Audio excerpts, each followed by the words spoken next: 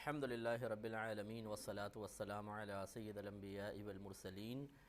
اما بعد فاعوذ باللہ من الشیطان الرجیم بسم اللہ الرحمن الرحیم۔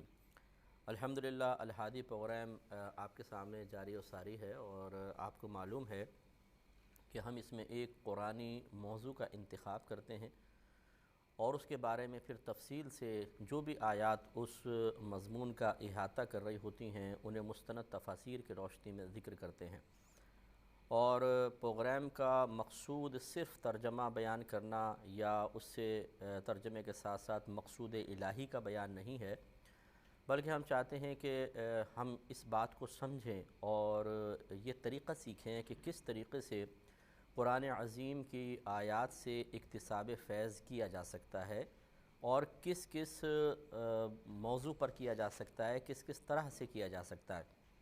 اس کے کیا کیا طریقے ہوں گے،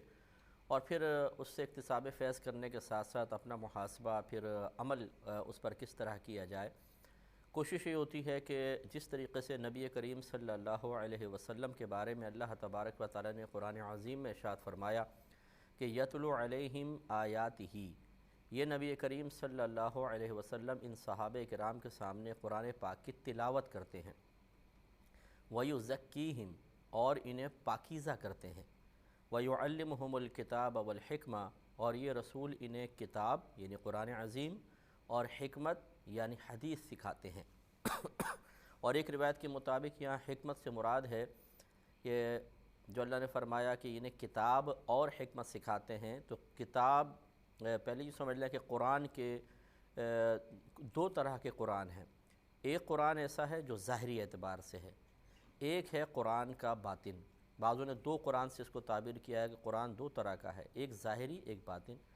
بعض نے کہا کہ قرآن کے دو پہلو ہیں، ایک ظاہری پہلو ایک باطنی پہلو۔ یہ جملہ زیادہ مناسب ہے۔ ظاہری پہلو وہ ہے جو عوام ترجمہ اور تفسیر پڑھتی ہے تو ایک ظاہری پہلو سمجھ میں آتا ہے، اور ایک باطنی پہلو ہوتا ہے، یعنی اس میں گہرائی، نکات، لطائف، اسرار، رموز، سیکرٹس، وہ نبی کریم صلی اللہ علیہ وسلم صحابہ کرام کو بتایا کرتے تھے۔ اور وہ صحابہ اگرچہ اہل لسان تھے، عربی اللسان تھے، بچپن سے مادری زبان ان کی عربی تھی، لیکن اس کے باوجود وہ قرآن کو پڑھ کر ان نکات تک، ان اسرار و رموز تک نہیں پہنچ پاتے تھے، تو نبی کریم صلی اللہ علیہ وسلم پھر ان رازوں کو ظاہر کرتے تھے۔ اب آپ دیکھ لیجئے کہ ہمارا پروگرام ایک طرف رکھیں، اور جو ہمارے نبی کریم صلی اللہ علیہ وسلم کا فرض منصبی اللہ تعالیٰ نے قرآن عظیم میں بیان فرمایا وہ ایک طرف رکھیے۔ آپ ان دونوں میں بہت حد تک مماثلت پائیں گے۔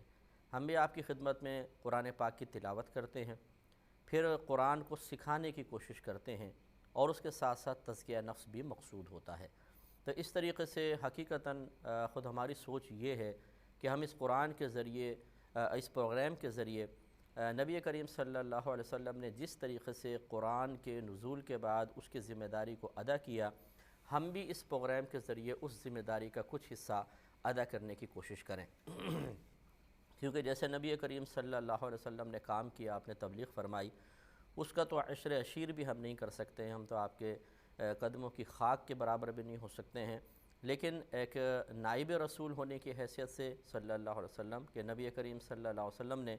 علماء کو انبیاء علیہم السلام کا وارث قرار دیا ہے، اس اعتبار سے ضرور جو ہماری ذمہ داری ہے ہم اس کو ادا کرنے کی کوشش کر رہے ہیں، جتنا اللہ تعالیٰ نے استطاعت دی ہے، ہمت دی ہے، جتنی ہمارے اندر صلاحیت ہے۔ ابھی جو ہمارا موضوع چل رہا تھا وہ میاں بیوی کے ریلیشن کے بارے میں ہے کہ ان دونوں میں ریلیشن قائم ہوتا ہے سب سے پہلے تو نکاح کے ذریعے، اور پھر اس ریلیشن کے اور کچھ لوازمات اور تقاضے ہوتے ہیں، مثلا مہر وغیرہ کا معاملہ ہوتا ہے، اس طرح عدت کا اگر خدا نخواستہ طلاق ہو جاتی ہے پھر طلاق کا معاملہ ان دونوں کے درمیان ہوتا ہے، یا خلع کا معاملہ ہوتا ہے، اور اس کے بعد پھر عدت کے معاملات ہوتے ہیں۔ تو یہ اسی موضوع پر ہم کلام کر رہے ہیں۔ نکاح کے بارے میں کئی آیات آپ کی خدمت میں عرض کی، اور میں نے آپ کو پہلے بتایا تھا کہ پہلے میں ایک ترتیب لے چلوں کہ نکاح ہے، پھر مہر ہے، پھر طلاق ہے، خلع ہے، عدت ہے، اس کے بعد پھر آداب معاشرت پر مزید میں کلام کروں گا۔ حالانکہ بیچ میں بھی کئی ایسے پروگرام آئے ہیں جس میں ہم نے بڑے تفصیلی طور پر میاں بیوی کے وہ تعلقات کے جو گھر کے اندر ان کے ہونے چاہیے، جو رویے ہونے چاہیے، جو ان کا ایک دوسرے کا کردار ایک دوسرے کے لیے اور اپنے بچوں کے لیے ایک ضرب المثال بننے کے اعتبار سے کردار ہونا چاہیے، اس کو ہم نے بڑی تفصیل کے ساتھ بیان کیا ہے۔ آج مزید آیت لیتے ہیں، سورہ بقرہ کی آیت نمبر 187 ہے۔ اللہ تبارک و تعالی ارشاد فرماتا ہے کہ احل لکم لیلۃ الصیام الرفث الی نسائکم، حلال کر دیا گیا تمہارے لیے رمضان کی راتوں میں تعلق قائم کرنا اپنی بیویوں کے ساتھ۔ ہن لباس لکم، وہ تمہارے لباس ہیں، وانتم لباس لہن، اور تم ان کے لباس ہو۔ علم اللہ انکم کنتم تختانون انفسکم، اور اللہ تبارک و تعالی جانتا ہے کہ بے شک تم اپنے ساتھ خیانت کرتے رہے تھے۔ فتاب علیکم، تو اس نے اپنی رحمت کے ساتھ تمہاری طرف توجہ فرمائی، وعفا عنکم، اور درگزر فرما لیا تم سے۔ فالآن، تو اب، باشروہن، تم اپنی ازواج کے ساتھ تعلق قائم کر سکتے ہو، وابتغوا ما کتب اللہ لکم، اور تلاش کر سکتے ہو اس کو جو اللہ تعالیٰ نے تمہاری قسمت میں لکھ دیا ہے۔ تو یہ بھی چونکہ ایک میاں بیوی سے تعلق رکھنے والی یا اس کے تعلق کو کسی لحاظ سے ظاہر کرنے والی آیت تھی، اس لیے ہم نے یہاں پر لیا اور اس پر ہم انشاءاللہ کلام کریں گے۔ پہلے اس کا شان نزول دیکھ لیں کہ پچھلی شریعت میں ہمارے نبی کریم صلی اللہ علیہ وسلم سے ماقبل شریعت میں حکم یہ تھا کہ عشاء سے پہلے تک ازواج سے تعلق قائم کرنا جائز ہوتا تھا، عشاء کے بعد اس کو منع کر دیا گیا تھا۔ تو شروع اسلام میں یہی طریقہ جاری رہا۔ بعض اصحاب رسول صلی اللہ علیہ وسلم سے انہیں توجہ نہ رہی، ذہن میں نہ رہا، اور عشاء کے بعد بھی ایسے معاملہ ہو گیا، تو اس پر پھر اللہ تبارک و تعالیٰ نے آیت کریمہ نازل فرمائی۔ اور ایک روایت میں ہے کہ ایک صحابی تھے، وہ مغرب کے بعد افطار کرنے کے بعد سو گئے، تو جب عشاء کے بعد اٹھے تو ایسا معاملہ ہو گیا، پھر وہ نادم ہوئے، نبی کریم صلی اللہ علیہ وسلم کی خدمت میں آ کے عرض کی کہ مجھ سے تو ایسا مسئلہ ہو گیا۔ اس پر یہ آیت کریمہ نازل کی گئی۔ ہمارے نبی کریم صلی اللہ علیہ وسلم جب دنیا میں جلوہ افروز ہوئے تو سمجھ لیجئے کہ آسانیاں اور تخفیفات اور بہت زیادہ انعامات، برکات عطا کیے گئے۔ جب آپ پیدا ہوئے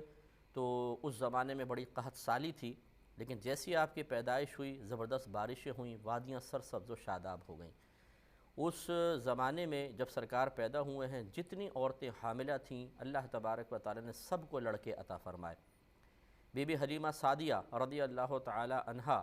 جب بچوں کو لینے کے لیے آ رہی تھیں، عربوں میں دستور تھا کہ وہ اپنے چھوٹے بچوں کو، دودھ پیتے بچے، جیسے بچے پیدا ہوئے تو وہ دائیوں کے حوالے کر دیتی تھیں، وہ 1 سال 2 سال تک دودھ پلاتی تھیں، پھر واپس لا کر چھوڑ جایا کرتی تھیں۔ اور وجہ اس کی یہ تھی کہ وہ دائیاں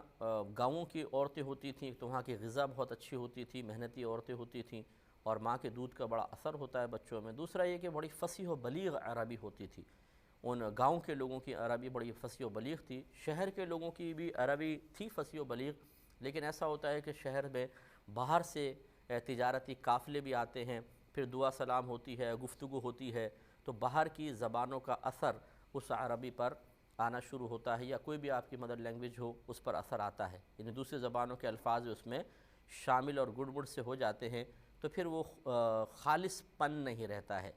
تو اسی لیے عرب لوگ چاہتے تھے کہ ان کے بچے ایک ایسی جگہ پرورش پائیں، ابتدا سے ان عورتوں کو دودھ پئیں جن کی ابھی تک عربک میں دوسرے زبانوں کا کوئی اثر شامل نہ ہوا ہو، تاکہ بچہ فصیح و بلیغ بنے۔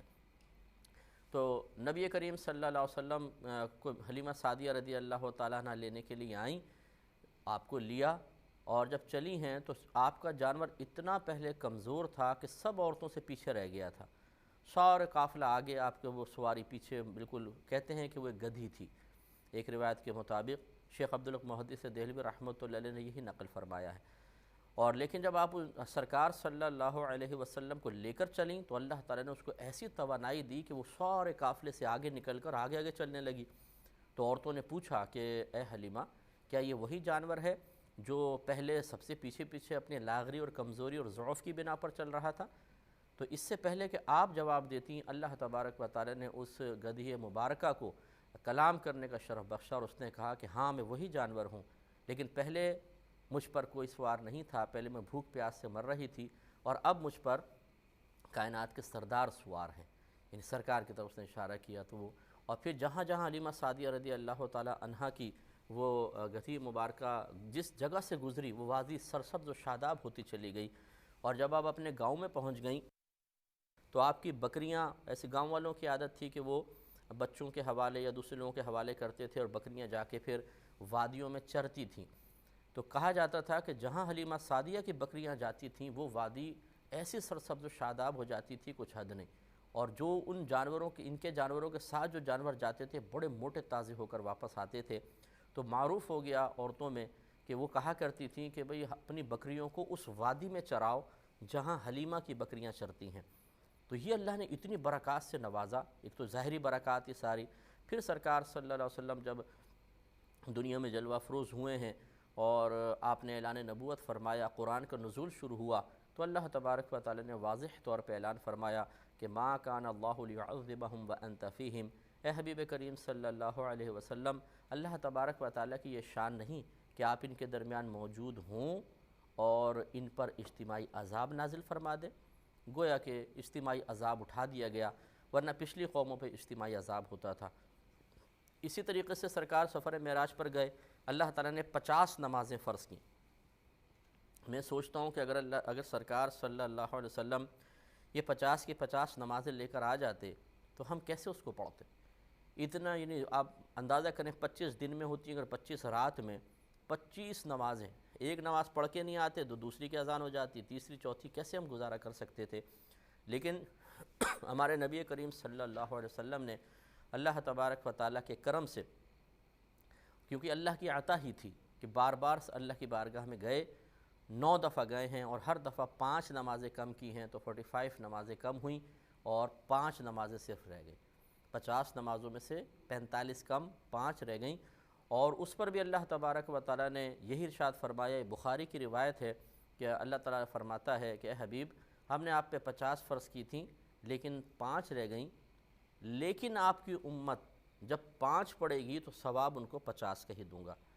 اسی طرح دیگر احکام میں بڑی تخفیف پیدا ہوئی۔ تو یہ میں نے اس لیے تھوڑا سا تفصیلی بیان کیا کہ ذرا ان احسانات پر بھی غور کیا کریں کہ ہمارے نبی کریم صلی اللہ علیہ وسلم کی برکت سے کیا کچھ ہمیں حاصل نہیں ہوا۔ اسی طریقے سے اب یہ معاملہ دیکھ لیں کہ رمضان کی راتوں میں، دن میں تو ہم روزے سے ہیں، پھر اب افطار کا ٹائم ہے مغرب سے عشاء، بس یہ ٹائم ملا ہے، اس میں ہی آپ اگر چاہیں تو تعلق قائم کر سکتے ہیں، ورنہ نہیں، یعنی پہلے یہ رول تھا۔ عشاء کے بعد منع ہے، پھر عشاء کے بعد سے فجر تک منع، فجر کے بعد پھر روزہ شروع۔ تو یہ ایک سخت حکم تھا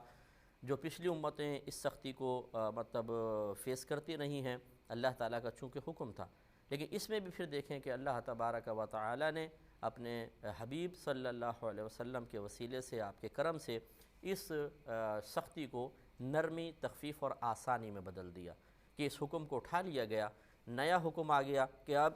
عشاء کے بعد تمہارے لیے اپنی ازواج سے تعلق کرنا کوئی منع نہیں ہے، جو پہلے منع کیا گیا تھا وہ ختم ہو گیا۔ تو یہ اس میں جب بھی آپ اس قسم کی کوئی سہولت، آسانی پائیں، تھوڑی بہت ہمارے ذہن میں اگر معلومات رہ جائیں تو اللہ تعالیٰ کا شکر ادا کریں، اور ساتھ ساتھ نبی کریم صلی اللہ علیہ وسلم کے احسانات کو بھی اپنے دل میں اور ذہن میں حاضر کریں، اور اللہ کا مزید شکر ادا کریں کہ اللہ تعالیٰ تو نے اپنے حبیب کریم صلی اللہ علیہ وسلم کی امت میں پیدا فرمایا، تو یہ آسانیاں ہمیں مل گئیں۔ اب دوبارہ دیکھیے، اللہ تعالیٰ فرماتا ہے کہ حلال کر دیا گیا تمہارے لیے رمضان کی راتوں میں تعلق قائم کرنا اپنی ازواج کے ساتھ۔ پہلے منع تھا لیکن اب تعلق قائم کرنا جائز، وہ تمہارے لباس ہیں اور تم ان کے لباس ہو۔ جس طرح انسان لباس سے فائدے حاصل کرتا ہے، استفادہ کرتا ہے کہ لباس اس کے جسم کو چھپاتا ہے، گویا کہ جسم کے عیوبات کو چھپا لیتا ہے، اندر سے جسم کٹا ہے، پٹا ہے، ٹیڑھا ہے، میڑا ہے، آپ لباس پہن کے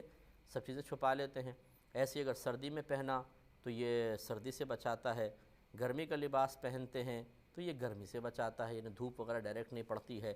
اس سے شخصیت میں وقار پیدا ہوتا ہے۔ اس کو انسان لباس پہن کے باہر آتا ہے تو اعتماد ہوتا ہے اور دوسرے اس کی تعریف بھی کرتے ہیں۔ غرض ہے کہ جس طریقے سے اللہ تعالیٰ نے ایک استعارتاً لباس ایک دوسرے کا قرار دیا، اور اس میں اشارہ کر دیا کہ جس طرح لباس سے انسان مختلف فائدے حاصل کرتا ہے، استفادہ کرتا ہے، ایسے ہی میاں بیوی بھی ایک دوسرے کے لیے ہونے چاہیے، ایک دوسرے کے عیوب و نقائص چھپائیں،